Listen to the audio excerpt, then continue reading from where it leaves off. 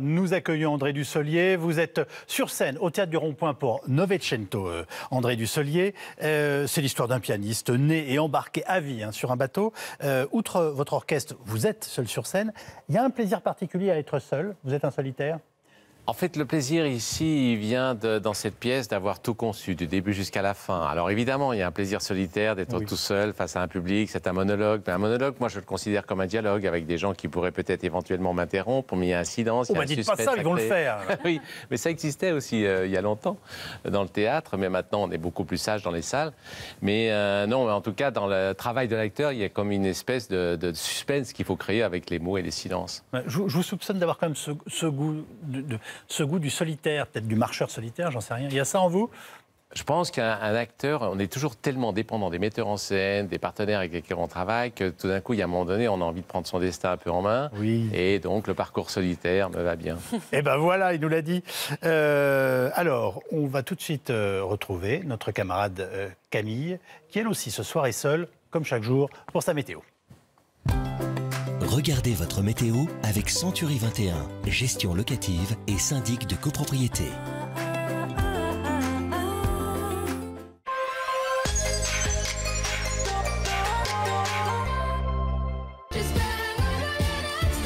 Bonsoir. Bienvenue Camille. Bonsoir Camille. Bonsoir tout le monde, bonsoir. Monsieur André Dussolier, bonsoir. Alors, je suis très heureuse de vous revoir, puisque, bon, je pense que là, comme ça vous dit rien, mais on a déjà partagé la scène du Rond-Point ensemble.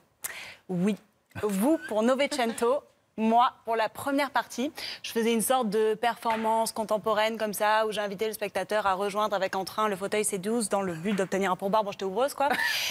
Et je me souviens avoir eu un échange avec vous un jour, qui m'a inspirée, je dois dire, pour le reste de ma carrière. C'était à votre cocktail de première. Vous vous êtes avancé et vous m'avez dit « Est-ce qu'il reste des fourrés à la pistache ?» Oui. Et c'est tout à fait moi, je me reconnais dans cette question. C'est tout à fait vous. Et c'est aussi grâce à ça que j'ai compris ce jour-là que je voulais être actrice, quoi. Parce que c'est ça aussi le théâtre, c'est savoir donner, savoir recevoir. Alors vraiment, je voulais vous remercier pour ça. Vraiment. Je suis heureux d'avoir contribué à votre vocation. Je suis si heureuse que vous me dites ça. Alors, vous avez compris ce que j'ai dit? Moi, non. Non. Pas compris l'intention. Et les fourrés à la pistache aussi, je ne savais pas que ça existait. De quoi, ma glotte? Non, okay, non, parlons plus. Donc, c'est à vos côtés, au Théâtre du Rond-Point, que j'ai fait mes premiers pas. Comme vous, j'ai appris la discipline, l'exercice de répéter tous les soirs le même texte. Vous pendant 1h30, moi pendant 1 minute 30. Vous sur le thème de Novecento, l'histoire d'un pianiste qui passe sa vie sur un paquebot. Moi sur le thème du spectateur qui doit absolument éteindre son téléphone portable pendant le spectacle. Enfin, vous l'aurez compris, je m'inspire beaucoup de vous. Et d'ailleurs, quand vous recevez le Molière du meilleur comédien pour Novecento, vous dites « on ne va jamais si loin que lorsque l'on sait où l'on va ». Et c'est vrai, puisque moi, un jour, je me suis perdue dans le théâtre, j'ai pris le mauvais couloir, et ben je me suis retrouvée à Limoges. Bon. Limoges, où demain matin, le temps est mitigé. On y vient. Excellente transition. On retrouve en revanche de belles éclaircies dans le sud, du côté de la Bretagne et de la Normandie, avec 11 degrés à Brest, 10 à Nantes, et dans l'après-midi, sans surprise, un ciel dégagé dans le sud et nuageux dans le nord, avec une maximale de 27 degrés à Nice. Voilà. Très belle chemise, David. Elle est très douce.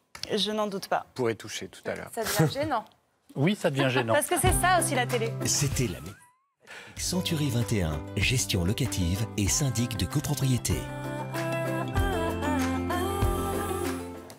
Allez, on a envie d'embarquer, bien entendu, avec André Dussolier et avec vous, David Abiker. Alors, il manque l'essentiel, c'est qu'on a devant nous un homme heureux.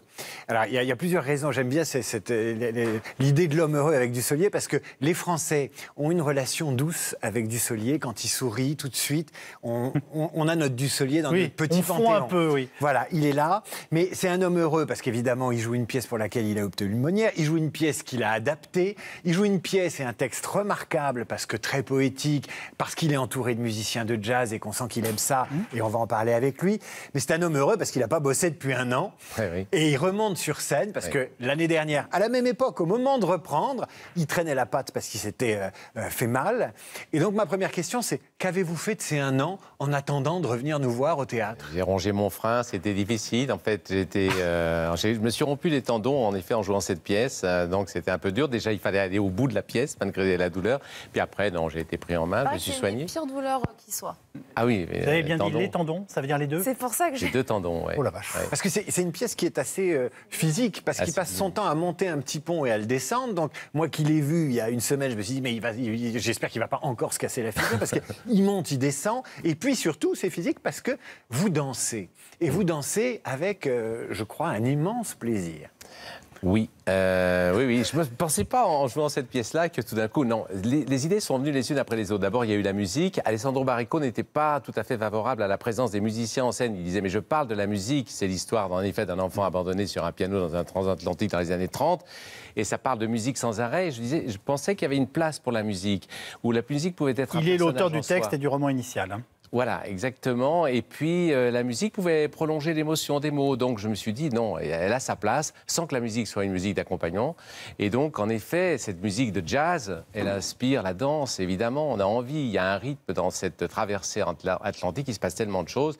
Il y a des tempêtes, il y a tout. Et puis, il y a cette fable de Baricco. On va voir un extrait, on va vous voir heureux sur scène, mais heureux, j'ai envie de dire comme jamais, parce que quand il vous regarde et qu'il est sur scène et qu'il vous sourit, vous vous dites, mais il est en train de kiffer celui-là. Je suis pas sûr que dans l'extrait. Là-haut, ça voulait dire sur le bateau.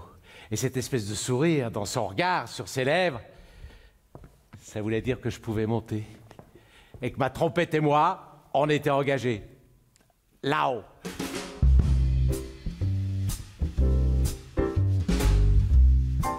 On jouait 3-4 fois par jour. Pour les premières classes d'abord. Ensuite, pour les secondes. Et le soir, quelquefois, on descendait tout en bas, sur le pont des 3e. On jouait comme ça nous venait, pour le plaisir, sans uniforme. Pour les émigrants, qui jouaient avec nous, eux aussi. On jouait longtemps. Toute la nuit, parfois. Parce que l'océan est grand et qu'il fait peur. Pour que les gens ne sentent pas le temps passer. Pour qu'ils oublient qui ils sont, où ils sont. Pour les faire danser aussi. Parce que quand on danse, on ne meurt pas. Comment vous vous trouvez? C'est pas possible, le théâtre à la télévision. Pourquoi? Donc, évidemment, Ah bon parce que... Vous avez du mal à regarder, hein? Oui, Ah bah, oui, c'est pas Titanic avant le naufrage, quand même. Non, mais on sent pas le Pas public. loin. On sent pas ce que vous sentez oui, dans la on salle. est sur une scène, on a 750 personnes, donc c'est un rapport tout à fait différent. Et dès que la caméra capte ça, ça a l'air accentué, quoi, et les traits sont un peu grossiers. Et en même temps, c'est assez fidèle à ce bonheur de partager la scène avec des musiciens. Mais il faut revenir sur l'histoire, parce que l'histoire est très poétique, très profonde. Le mot migrant est prononcé dans ce petit extrait. D'abord, qu'est-ce qui vous a touché dans ce conte, intimement? Intimement, c'est que c'est une fable sur un homme qui ne descend jamais à terre et qui est finalement beaucoup plus heureux sur les 88 notes de son piano, qui va beaucoup plus loin que s'il descendait à terre où il risque de s'émietter, de se perdre, qui ne sait pas de quelle rue, quelle femme, comment vivre sa vie, quoi, dans la réalité, qui est perdu devant l'immensité du monde. Donc il y a cette espèce de fable où Baricco dit « Allez au fond de vous-même, vous irez peut-être beaucoup plus loin » que si vous allez ici à droite, à gauche, ce qu'on est obligé de faire quand on commence sa vie. Je n'ai pas été Novecento au début, mais maintenant, j'aspire à l'être parce qu'on a l'impression que, proche de son plaisir, on va assez loin. Et puis, c'est un texte très beau sur justement des gens qui ne trouvent pas leur terre. Lui, il n'arrive pas à débarquer, donc il est condamné, il se condamne à jouer du piano sur le bateau, mais il y a une partie du texte qui est très belle où vous dites qu'il a un don pour regarder les migrants et connaître leur histoire. Et ça parle, parce qu'évidemment, c'est l'actualité. Oui, la réalité du monde, il la connaît par le biais des voyageurs qui sont sur ce bateau qui fait Europe, Amérique. Et puis surtout, alors c'est vrai que la musique, il entend toutes les musiques, autant Bach, Ravel, Debussy qui sont joués en Europe, que le jazz qui commence à naître en Amérique. Et il a cette liberté qu'ont quelquefois les autodidactes, c'est-à-dire ceux qui n'ont pas les cursus habituels, c'est de... J'avais entendu ça dans les années 70, de faire du jazz avec Bach, par exemple, et de jouer des musiques un peu avec toute la liberté, qui fait qu'il devient un pianiste hors pair et unique en son genre. Vous ne débarquez pas, en tout cas votre personnage ne débarque pas, mais si je ne m'abuse, vous avez bien été guide touristique, vous, non ? J'ai été... Vous avez été guide touristique, non ? Ah oui, j'ai été guide touristique. Oui, ça fait loin, c'est pour ça que j'ai eu du mal à reconnaître le... Mais ça m'amuse de vous imaginer... Je l'ai été. Improvisé un peu, c'est ce que vous racontez. C'était pour gagner ma vie quand j'étais étudiant, en effet. Donc, j'avais potassé un petit peu pour un voyage qui nous emmenait, qui emmenait les touristes, je sais pas, en Autriche, en Italie, en Suisse. Mais enfin, j'étais assez vite à sec, quoi. Donc, au bout de à midi, je disais, bah là, vous avez un champ de blé, là, une église. Enfin, voilà. Oui, ça devait être passionnant. Oui. Et alors, grand sportif aussi, alors je le dis parce que on retrouve une dimension qu'on ne connaît pas nécessairement chez vous au cinéma et qui vous a peut-être manqué, c'est la danse, le mouvement. Oui. Et comme vous avez grandi à Annecy, vous étiez un gros sportif et vous l'êtes toujours. Le physique dans cette pièce, il compte. Ça compte, oui. J'aime bien, en effet, me dépenser. Mais j'avais pas, en effet... je me souviens, à l'époque, j'enviais beaucoup Gérard Lanvin, Bernard Giraudot, qui jouaient dans les spécialistes, qui escaladaient, qui faisaient des exploits physiques. Moi, non. Je me déplaçais dans les rôles de la chaise au canapé, pas plus. C'est pas venu à vous, ça? Non, c'est jamais venu avant. On n'a jamais vu comme ça. Et le théâtre m'a permis de... pas dire prendre une revanche, mais en tout cas de satisfaire une envie de me dépenser. Ah non, mais là, on sent que si vous pouviez faire des claquettes, si vous pouviez souffler vraiment dans la trompette, parce que vous êtes doublé, mais il reste la danse, et vous y êtes. Il y a la danse. Vous avez pris des cours de danse? Non, pas du tout. Je dansote comme on l'a fait tous depuis notre plus jeune âge, mais avec le plaisir, ça fait la blague, quoi, au théâtre. Ah bah oui. Et il y a le partage de la scène avec des musiciens exceptionnels et un pianiste incroyable. Ouais. Qu'est-ce que ça fait quand on est dans un one jazz show, hein, disons cela comme ça, de partager la scène avec une bande de gars qui sont complètement en osmose? Vous n'êtes pas la seule vedette. Ah non, c'est agréable d'être avec eux. Je ne connaissais pas le monde des musiciens qui ont une grande liberté dans la manière de se préparer à rentrer en scène comme ça. En effet, Elio Di Tana est pianiste mais classique et lui, il va vers le jazz parce qu'il y a une sorte de fantaisie qu'il trouve avec le jazz. Et puis, ils ne se connaissaient pas les uns les autres. Et c'est Christophe Cravero, le directeur musical, qui les a réunis.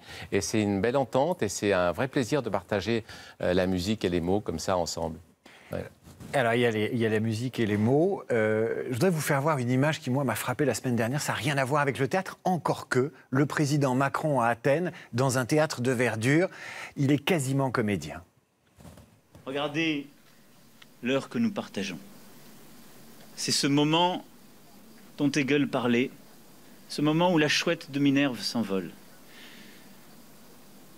Il est délicieux ce moment parce qu'il a quelque chose de confortable et de rassurant. La chouette de Minerve porte la sagesse, mais elle regarde toujours derrière. C'est aussi ce que nous dit Hegel, avec humilité en parlant du philosophe. Elle regarde derrière parce qu'il est toujours si facile et si agréable de regarder ce que nous avons, l'espace déterminé de ce que nous connaissons. Le théâtre et le président, il y a un côté presque un peu Gérard Philippe. Là. Et notre président a fait du théâtre. Il avait un bon professeur, si je ne m'abuse. Hein. Il a commencé très jeune. Oui, professeur qui s'appelle Brigitte Macron. Voilà, exactement. Il aime le théâtre, je le sais, puisqu'il avait même une vocation de... Ça vous inspire quoi de le voir acter comme ça, à ce point ? Mais je pense qu'il y a un plaisir des mots, puis le décor doit l'inspirer aussi à Athènes. Je pense que la fonction, tout d'un coup, nous donne l'envie, lui donne l'envie peut-être de dire des choses qui sont un peu au-delà de sa fonction. Peut-être il est inspiré par l'ambiance. André Dussolier, il y a quelque chose que Macron n'arrivera jamais à faire, c'est à prononcer certaines phrases qu'il y a dans la pièce et qui sont des morceaux de bravoure. Et on sent la touche de Stéphane de Groot qui vous a aidé. Mais il y a un moment donné, vous parlez d'un docteur et vous dites une phrase absolument incroyable à entendre. Est-ce que vous pouvez nous la faire? Ah oui, parce qu'à un moment donné, en effet, il y a le présentateur sur le bateau, comme toujours, quand il y a une traversée, il y a un présentateur d'orchestre, enfin, qui raconte un peu ce qui va se passer pendant la traversée. Et donc, le texte original n'était pas vraiment... Enfin, il pouvait être plus drôle. Et j'ai vu à ce moment-là Stéphane de Groot qui faisait ses chroniques. Ça correspondait tellement à ça que je lui ai demandé, et il a accepté. Et c'est vraiment, en effet, jubilatoire et agréable. Et il y a ce fameux docteur, Klauser Spitzendahl, Formentag, von Bituren, Berimer, in Großvormundzone, que... Vous pouvez le répéter, parce qu'on pourrait croire que vous avez improvisé. Il faut le répéter. Les touristes consultent, mais qu'il faut vite appeler avant... Voilà, comment il s'appelle déjà? Si on veut... Klauser Spitzendahl, Formentag, von Bituren, Berimer, in Großvormundzone. Donc il n'a pas improvisé. C'est la même version. Les premières douleurs, on va avoir une chance de le rencontrer avant la fin de sa phrase. Voilà ce que... Bon, c'est formidable. Et si on aime Dussolier, on va retrouver Dussolier presque rien que pour nous. 1h20 de Dussolier, formidable.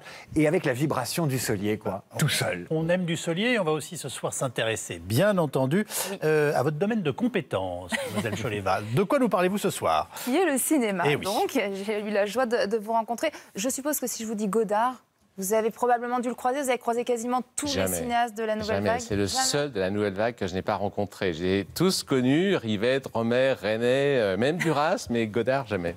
Jamais rencontré. Jamais rencontré, jamais travaillé avec lui. Et pourtant, je ne suis pas loin de chez lui. Je suis à Annecy quand même. Laurie, alors? Alors Godard, oui, figure emblématique de la Nouvelle Vague, cinéaste qui a révolutionné le cinéma par sa liberté d'écriture, de ton, par sa modernité. Il est le nouveau héros du biopic ciné Michel Hazanavicius. Ça s'appelle Le Redoutable. Alors rassurez-vous, il ne faut pas avoir vu toute l'œuvre de Godard pour apprécier ce film. Il faut dire que c'est une comédie, c'est très drôle. En fait, Michel Hazanavicius parle de Godard à travers son histoire d'amour passionnée avec sa comédienne lorsqu'il tourne le film La Chinoise, Anne Wiazemski. Alors à ce moment-là, on est en mai 68, il y a un vrai basculement pour Godard qui veut se réinventer, il veut réinventer son art et tout ça au détriment de son histoire d'amour et finalement au détriment de son propre art. Tout ça pour suivre sa quête révolutionnaire et ce combat politique. Regardez les images. Il était respecté dans le monde entier. La Nouvelle Vague, c'était lui, Jean-Luc Godard. Monsieur et Madame Nou ont eu une fille, ils l'ont appelée Marion. Marion Nou? Oui, mon amour. Marion Nou. J'avais cette chance d'admirer l'homme que j'aimais. Et il était sur le point de se révolutionner lui-même. Vous avez pas peur que ça dégénère? Non, au contraire, je trouve qu'il y a vraiment une bonne ambiance là. Fasciste de merde, salope! Alors la force du film, c'est vraiment l'interprétation magistrale de Louis Garrel et c'était pas évident sur le papier comme ça d'incarner Jean-Luc Godard. Il va plus loin qu'une simple imitation du phrasé si particulier propre à Godard, c'est-à-dire son zozotement, son accent. Vraiment, il est Godard dans ce film, c'est-à-dire qu'il a le même ton provocateur, la même voix, le même regard, la même posture, le même humour et vraiment il nous embarque avec lui, on y croit totalement. Et puis surtout, moi j'ai adoré voir Louis Garrel exploiter ce potentiel comique qu'il a. Voilà, on rit, hein. Très bien. Il faut dire à ceux qui nous écoute, ne vous laissez pas effrayer. Si vous n'êtes pas passionné par le cinéma de Godard, vous allez voir un film où il y a beaucoup de sourires. Mais même si vous n'avez jamais entendu parler de Godard, c'est-à-dire qu'on découvre quelque chose, on découvre justement, et c'est le talent de Michel, c'est qu'il désacralise Godard et qu'on découvre non pas le cinéaste Godard, mais le personnage Godard complètement burlesque, loufoque et très drôle. Autre chose ? Bien sûr. Alors là, c'est le film dont tout le monde parle, Mother. On fait très court. De Darren Aronofsky. Alors, pour faire très court, au casting, Jennifer Lawrence, qui est absolument épatante. C'est-à-dire qu'on la suit dans un huis clos, dans une maison. On pourrait croire que c'est une maison hantée, mais il va se passer bien plus de choses. Et vraiment, on tremble avec elle. Elle est incroyable. Elle joue aux côtés de Javier Bardem. Il faut juste rappeler que Darren Aronofsky, c'est un cinéaste extrême. Très doué, mais extrême, qui divise. On se rappelle de lui, il avait réalisé Requiem for a Dream ou encore Black Swan. Là encore, c'est un film qui divise. J'étais hier au festival du film américain de Deauville. Tout le monde ne parlait que de ça. Alors, on aime, on n'aime pas. Moi, j'ai adoré parce que je suis cliente de Darren Aronofsky. Ce qui est sûr, c'est que ça ne laisse pas indifférent. Et moi, j'ai hâte d'avoir vos réactions. Vous pourrez nous tweeter sur le hashtag l'info du vrai pour nous dire ce que vous avez pensé de Mother de Darren Aronofsky. On a un extrait ? Oui, bien sûr. Allez. Ah, moi, j'ai fait court, je me suis emballée. I love you.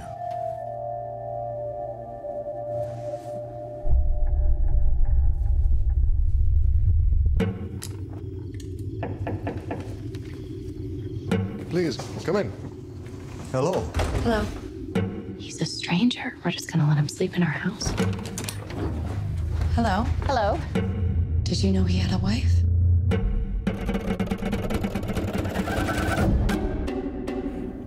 Les coups de cœur de Laurie Choleva. Merci beaucoup André Dussolier. Je résume, du Rond-Point au Théâtre Montparnasse. Ensuite, on part en croisière avec vous. Merci d'être venu nous voir.